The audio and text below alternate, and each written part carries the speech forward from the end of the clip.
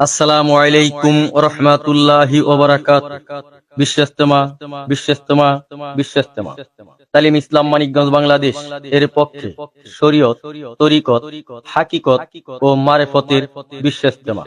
স্থান পটল ময়দান, সিদ্দিকনগর, মানিকগঞ্জ।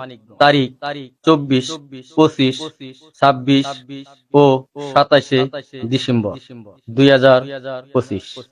বুধবার, বৃহস্পতিবার ও শুক্রবার। শনিবার সকালে আখিরি মোনাজাত।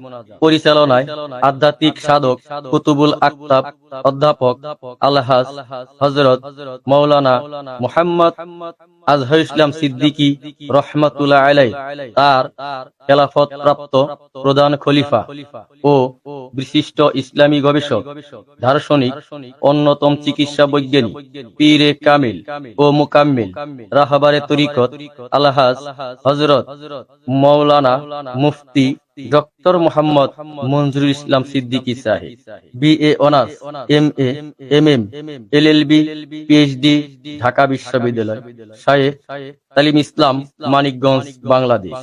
মহাপরিচালক জামিয়া আরাবিয়া সিদ্দিকিয়া দারুল উলুম মানিকগঞ্জ।